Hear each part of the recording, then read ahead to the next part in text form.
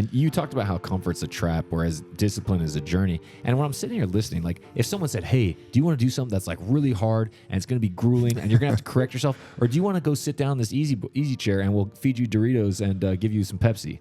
Like, that's an easy choice for most people, right? Like you're going for the easy chair, the Doritos, and the Pepsi. So, and we talked about this. So like how you sort of grow this, how you start. You said it doesn't come from a desired outcome, but it comes from like a true desire to grow. So like it's not until, you said for a disciplined person, if you said do A, B, and C, you're going to get D, they'll do it. But if you don't have that, you have to be awakened to that first, right? And you have to have this desire to grow. It's not just like, oh, I want an outcome, right? You said that as like a big difference between the wanting to go down and embrace the process rather than to just be like, well, I want this outcome. Because once you get the outcome, you can easily turn it off. And we see this all the time with people who like go on these crazy diets and then they like bounce right back. I'm thinking about our friend Cody McBroom at Taylor Coaching Method. I'm sure Cody. We'll have him on here soon, actually. Cody's legit in that space. We're going to have him on here soon. Discipline comes from a desire to grow. And the thing is that wanting to grow is not the same as wanting a different outcome, right? People want a different outcome in their life. I want to be in shape. I want to make more money. Whatever it is, whatever that thing is that you want a different outcome, right? Discipline doesn't come from wanting a different outcome. Discipline comes from wanting to grow. Wanting to grow, there's a humility of that. I'm not where I want to be. And if I want to get to where I want to go, I'm going to have to change. And that change is going to hurt. Wanting to grow is wanting the process and understanding that a process is going to be painful. Comfort, every opportunity to choose comfort, it is a trap. It wants to. It's as the saying goes, sin will invite you in.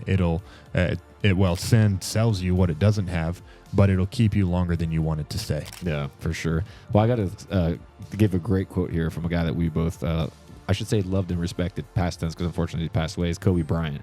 And he was known for his Mamba mentality. Listen to this. And he talked about this all the time. Do you love the process that gets you to that? These boring, agonizing moments. If you love that, then you know you found something that's really true to you. You know if you do the work, you work hard enough, dreams come true. Those times when you get up early and you work hard, those times when you stay up late and you work hard, those times when you don't feel like working, you're too tired, you don't want to push yourself, but you do it anyways. That is actually the dream. You have to dance beautifully in the box that you're comfortable dancing in. My box was to be extremely ambitious within the sport of basketball. Your box is different than mine. Everybody has their own. It's your job to try to perfect it and make it as beautiful of a canvas as you can make it. And if you have done that, then you have lived a successful life. You have lived with Mamba mentality. And I just love that because that's exactly what that love the process is such a, like, it's an overused slogan on t-shirts and stuff, but the actual thought process of like, hey, do you want to have six-pack abs and make $10 million a year? I'm saying most people would say yes to that. There's always going to be people that are like, no, I don't want that. Most people are going to be like, yeah, that'd be great. It's easy to wear a t-shirt that says love the process. It's a whole nother thing entirely to actually feel that way about it. Yeah, you're going to come up with like the Garrett Uncle Bach t-shirt line, and there's just going to be all blank t-shirts. Like, don't talk about it, be about it. But that is, I mean, like I was saying to the $10 million of six-pack abs, if you said, hey, do you want to like neglect yourself from foods that you really enjoy eating and instead eat on a very strict diet and do this for about, depending on your size, 12, 18 months. You want to make a commitment for decades to the mundane, to the tedious, to the painful, to the monotonous. Yeah. You know who said count the cost?